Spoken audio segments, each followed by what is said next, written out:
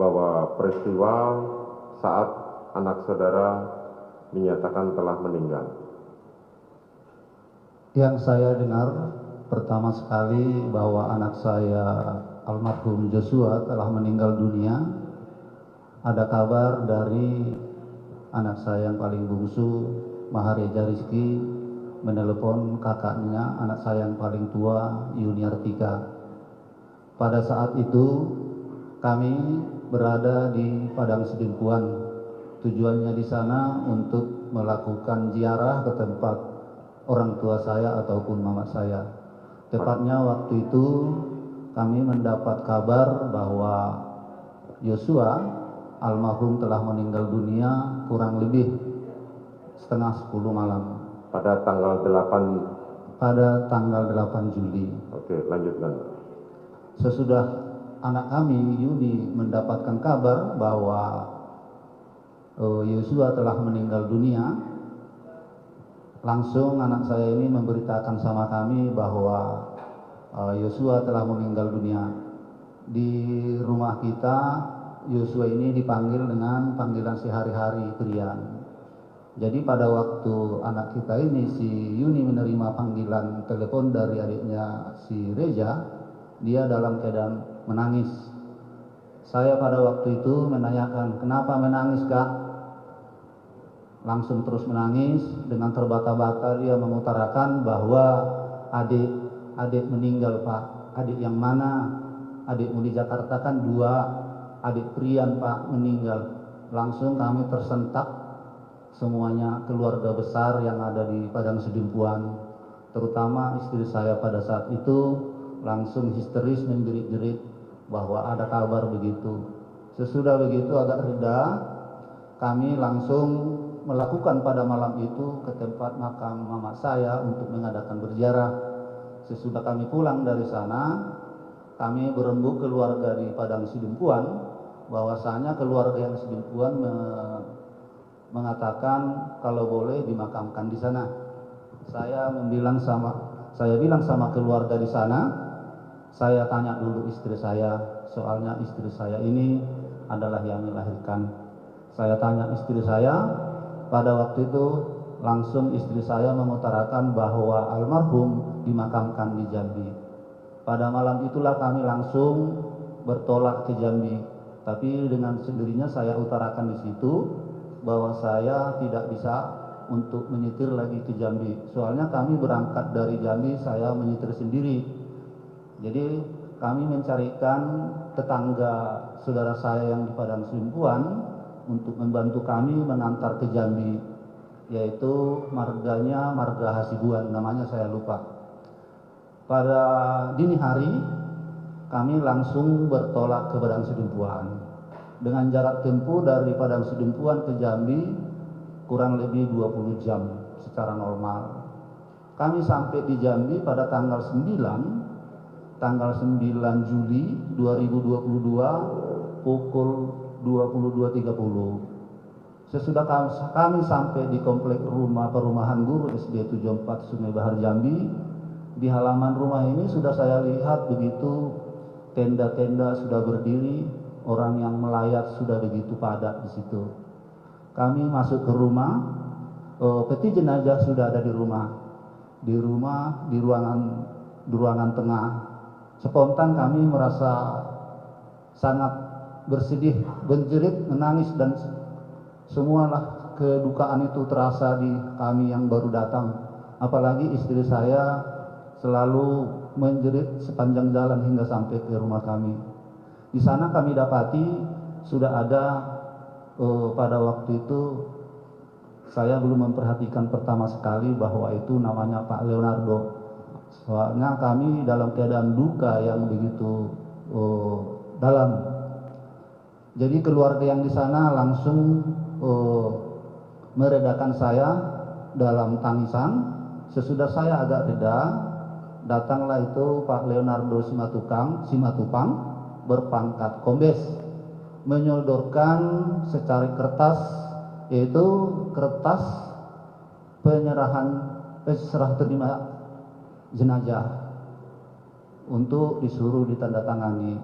Pada saat itu saya tidak mau langsung menandatangani. Langsung saya bilang sama Pak Leonardo Simatupang, ini surat apa Pak?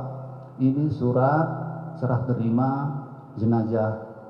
Saya sanggah waktu itu, macam mana Pak saya mau menandatangani surat penyerahan jenazah ini? Isi peti jenazah ini saya belum tahu anak saya apa bukan.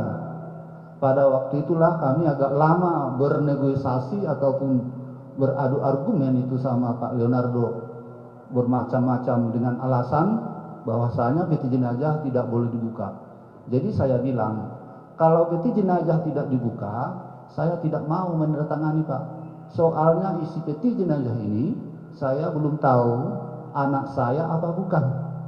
Kalau anak saya isinya, ya mending. Kalau bukan anak saya nanti bisa-bisa saya yang celaka ataupun masuk penjara.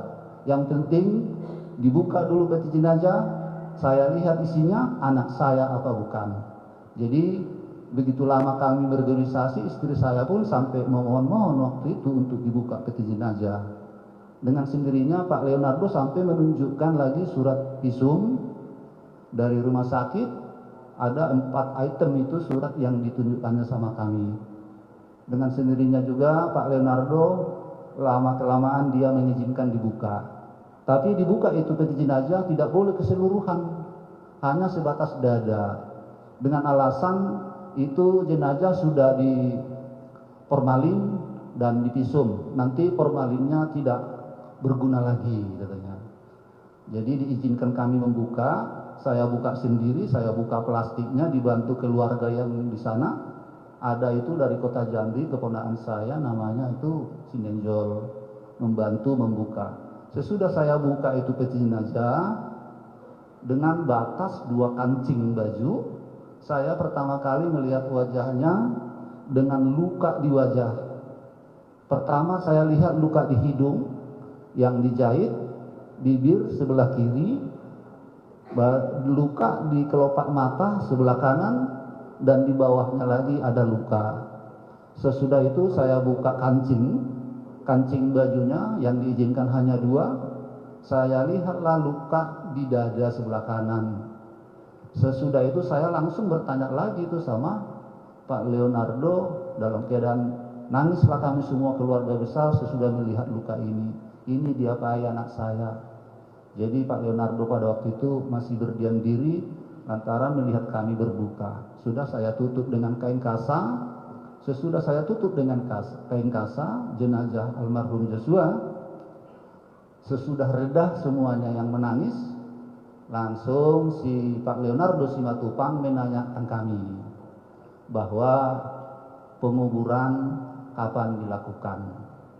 Saya langsung mengutarakan sama Pak Leonardo, ini kesimpulan saya tidak bisa. Saya berembuk dulu dengan marga Huta Barat yang ada di Sungai Bahar ini. Kami berembuk kesimpulan marga Huta Barat dengan saya waktu itu dimakamkan almarhum pada tanggal 11 Juli, tepatnya hari Senin, 11 Juli 2022. Sudah itu Pak Leonardo nanya, kapan Pak dikuburkan? Tanggal 11 Juli 2022, hari Senin. Jadi apalagi permintaan Bapak sama keluarga. Langsung istri saya mengutarakan bahwa memohon agar pemakaman jenazah dilakukan secara kedinasan ataupun secara militer. Jadi Pak Leonardo pada saat itu menyanggupi apa yang kami minta. Apalagi yang diminta, cukup itu Pak. Jadi Pak Leonardo sebelum pulang ke Jambi, saya desak beliau untuk menceritakan kenapa anak saya kok meninggal begini. Pak Leonardo bilang, di sini Pak Huta Barat, saya tidak bisa mengutarakannya didengar oleh orang banyak, soalnya ini aib. Jadi ini pantas didengar hanya keluarga inti. Jadi saya bilang, di sini semuanya keluarga yang di dalam rumah ini. Ini semua adik ipar saya. Tolonglah Pak ceritakan disebabkan apa ini anak saya meninggal. Yang benar Pak, ini keluarga semua. Ya benar. Benar Pak, diulanginya lagi. Benar, tolong ceritakan. Saya memang tidak mengetahui secara keseluruhan peristiwa yang terjadi di Jakarta. Hanya pesan singkat yang disampaikan sama saya. Sesudah itu diceritakan Pak Leonardo lah bahwasanya kejadian kematian almarhum di rumah dinas Pak Ferdi Sambo tanggal 8 Juli. Jamnya saya tidak tahu. Jadi diceritakannya pada waktu itu keluarga Pak Ferdi Sambo atau Ibu Putri mengadakan PCR. Mereka baru pulang dari Magelang. Jadi menunggu hasil daripada PCR, mereka mengadakan isolasi mandiri di Duren 3. Sambil menunggu hasil daripada PCR, Ibu Putri masuk ke dalam kamar beristirahat. Dengan sendirinya, menurut keterangan Pak Leonardo, almarhum Joshua masuk ke kamar Ibu Putri, hendak berbuat tidak senonoh. Jadi Ibu Putri menjerit. Di dalam keadaan menjerit Ibu Putri, almarhum keluar dari kamar dalam keadaan panik. Tepatnya di depan pintu kamar utama, datanglah dari atas si Beradae menanyakan almarhum, ada apa Bang?